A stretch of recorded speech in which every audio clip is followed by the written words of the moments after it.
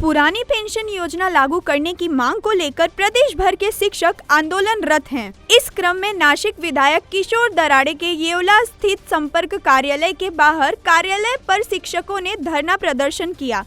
शिक्षकों की मांग थी कि जल्द से जल्द सरकार इस मुद्दे पर समाधान निकाले। 1 नोव्हेंबर 2005 पूर्वी नियुक्त व त्यानंतर 100% आंदोलन आलेल्या मराठी जवळपास 25,000 शिक्षक बंधू भगिनी आज जुनी पेन्शनपासून वंचित आहेत। याला फक्त सरकार जबाबदार आहेत। मग त्या ठिकाणी BJP असेल, सेना असेल, काँग्रेस असेल, राष्ट्र असेल, पण आम्हाला बऱ्याच मुख्यमंत्र्यांनी सहकार्य केलं, पण यांच्या मागे जे काम करणारे सचिव मंडळी आहेत ते याला काही काम करत नाही। कारण आज मुख्यमंत्री साहेब आम्हाला सहकार्य करण्यासाठी तयार आहेत।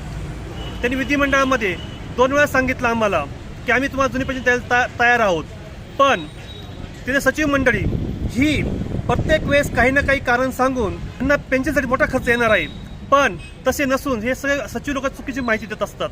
पण आता मुख्यमंत्री साहेबांनी सांगितलं की काही झालं तरी मी तुम्हाला जुनी पेन्शन देणार आणि तुम्हाला शपथपत्र लिहून देणार। जर मग आता 18 जुलै कोर्टात सुप्रीम कोर्ट तारीख होती, तरी पण त्या तारखेत आम्हाला पत्रपत्र लिहून दिलं नाही। आता पुढची सरकारने तारीख मागितली, आम्ही तुम्हाला द्यायला तयार आहोत, पण आम्हाला थोडा वेळ द्या। किती वेळ द्यायचा? आज 6 महिने झाले आम्ही कोर्टामधून तारीख आम्हाला मिळते, पण आता सरकारने शेवटी तारीख दिली सुप्रीम कोर्टाने 7 ऑगस्ट। तर आमचं एकच म्हणणं आहे, जस्ट मुख्यमंत्री साहेब शिक्षक आमदारकीच्या वेळेस नाशिक, नगर, जळगावमध्ये आले, त्याच्याने आम्हाला सांगितलं तुम्ही आमचा आमदार निवडून द्या, आम्ही तुम्हाला जुनी पेन्शन देऊ। आज एवढं उंच आम्ही त्यांचा आमदार निवडून दिला तरी आम्हाला जुनी पेन्शन मिळत नाही आहे।